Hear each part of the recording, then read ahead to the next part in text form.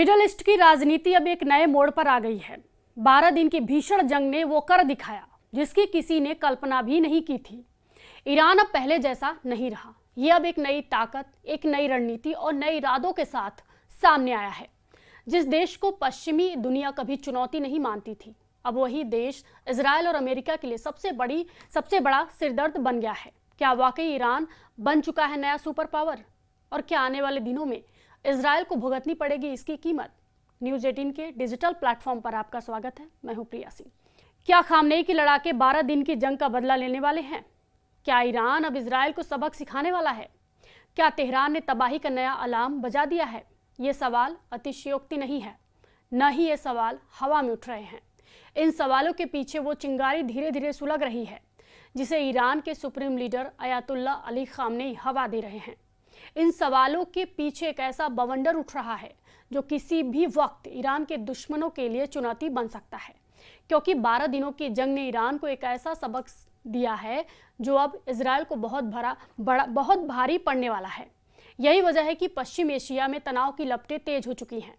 Tehran ने न सिर्फ इजराइल के साथ किसी भी संभावित युद्ध की चेतावनी दी है, वॉशिंगटन पोस्ट में छपे इन शब्दों का इशारा साफ है, और वो ये कि ईरान अब आग से खेलने की पूरी तैयारी कर चुका है। ईरान ये तय कर चुका है कि दुश्मन के खिलाफ उसे कैसे बचना है, कैसे उसके किले को भेदना है, कैसे उसके एक एक हमले का करारा जवाब देना है। यानी ईरान इस बार पूरी ताकत के साथ अपने दुश्मन पर हमला करने की तैयारी में है। लेकिन सवाल ये उठता है कि आखिर ईरान ऐसा क्या कर रहा है कि अब उसका एक एक कदम इजराइल पर भारी पड़ने वाला है। ऐसा कौन सा तरीका ईरान इस्तेमाल करने वाला है जिसके जरिए इजराइल को जवाब दिया जाएगा? यहीं से कहानी उस तरफ मोड़ लेती है जहां से पश्चिम एशिया में महायुद्ध का नया बबल क्रिएट हो रहा है। एक ऐसा बबल जो किसी भी वक्त फूट सकता है, बिना किसी चेतावनी के, बिना किसी आहट के। इसलिए अब ईरान के उस प्लान को समझना होगा जिसकी वजह से ईरान इजराइल पर भारी पड़ने वाला है। दावा किया जा रहा है कि एक ऐसा प्लान है जिसे बेहद सीक्रेट तरीके से अंजाम दिया जा रहा है।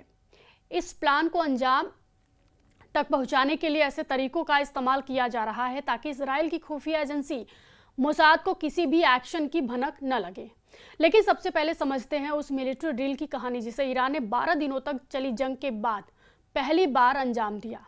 12 दिनों तक चली जंग के बाद पहली बार ईरान ने अपने समुद्री मोर्चे पर सस्टेनेबल पावर 1404 नाम का सैन्य अभ्यास शुरू किया है।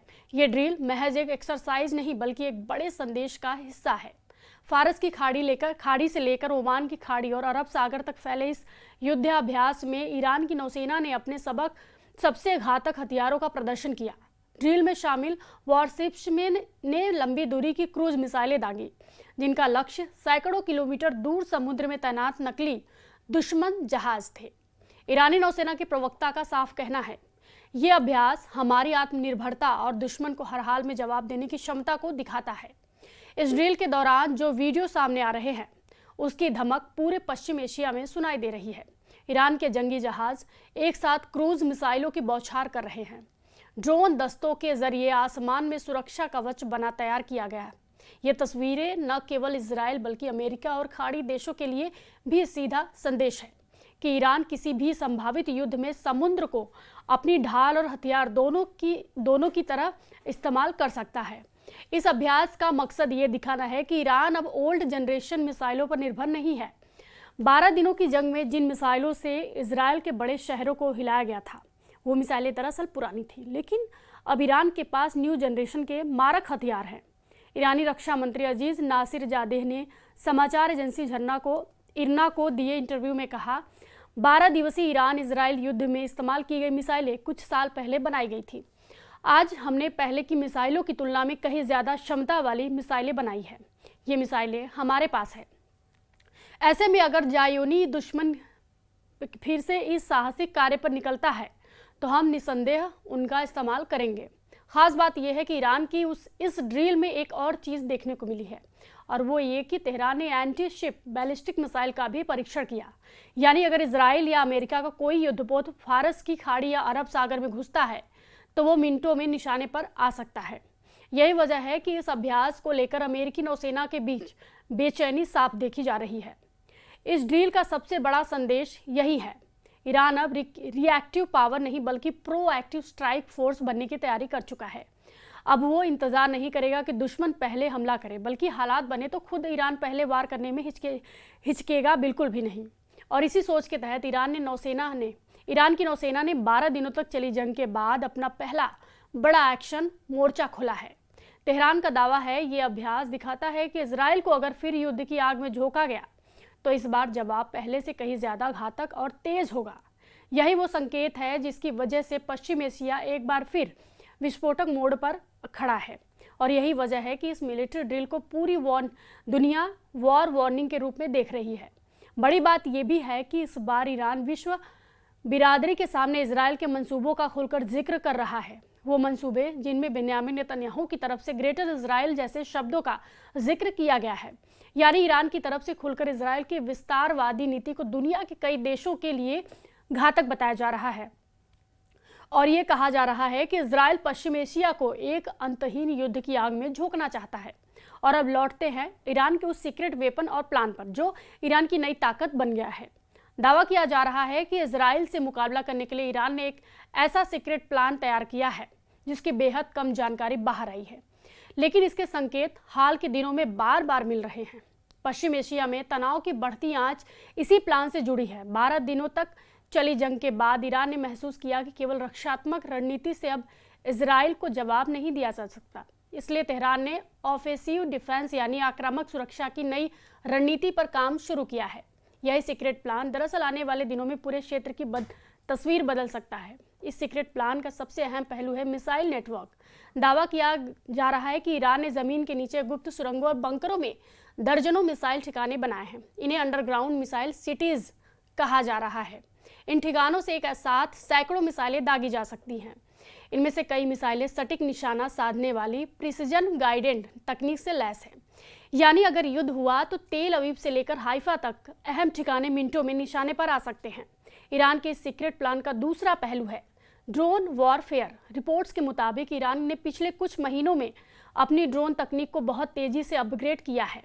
ड्रोन अब सिर्फ निगरानी के लिए नहीं बल्कि सीधे हमले करने में भी सक्षम है। स्वार्म ड्रोन टेक्नोलॉजी के जरिए एक साथ दर्जनों ड्रोन किसी भी टारगेट पर धावा बोल सकते हैं। इससे इजराइल के आयरन डोम डिफेंस सिस्टम को ओवरलोड करने का प्लान है, यानी पहले आसमान से सैकड़ों ड्रोन छोड़े जाएंगे ताकि इजराइल की रक्षा प्रणाली व्यस्त हो जाए और फिर उसी दौरान लंबी दूरी की मिसाइलें दागी जाए। इसी तरह ईरान के सीक्रेट प्लान का तीसरा और बेहद अहम पहलू है साइबर वॉर, यानी वो तकनीक जिसका इस्तेमाल इजराइल की तरफ से ईरान के खिलाफ वक्त पर किया जा रहा है। लेकिन इस बार दावा किया जा रहा है कि ईरान के साइबर कमांड ने पिछले कुछ समय में कई ट्रायल किए हैं। साइबर अटैक के जरिए दुश्मन की कमर तोड़ना इस प्लान का सबसे बड़ा हिस्सा है। यही नहीं, इजराइल को चौथे और बेहद घातक मोर्चे से भी घेरने की तैयारी की गई है और वो है प्रॉक्सी नेटवर्क। हालांकि इस मोर्चे पर इजराइल पहले भी जवाब देता आया है, लेकिन इस बार इस टैक्टिक में बदलाव किया गया है। ईरान के प्रॉक्सी ने इजराइल के खिलाफ सरप्राइज अटैक प्लान कर रखे हैं।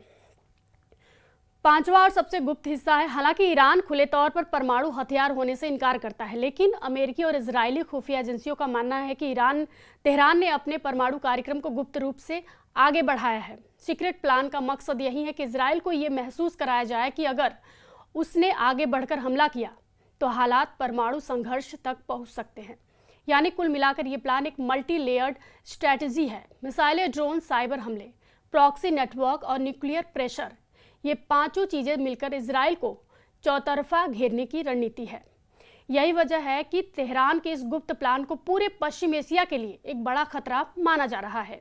इस प्लान की सबसे बड़ी ताकत यही है कि इसे बेहद गुप्त रखा गया है। जो भी जानकारियां निकलकर बाहर आई है वो बेहद सतही है, यानी बहुत बड़ी है और आम स्ट्रैटेजी की तरह लगती है, लेकिन हकीकत कुछ और है। अमेरिकी और इजरायली खुफिया एजेंसियां बार बार दावा करती रही हैं कि वे ईरान की गतिविधियों पर नज़र रख रही हैं, पर सच्चाई ये है कि कई बार उन्हें ईरान के नए हथियारों की जानकारी तब मिलती है जब उनका परीक्षण हो चुका होता है। इस वीडियो में इतना ही। फिलहाल दिखते रहिए न्यूज़ 18, फॉलो कीजिए।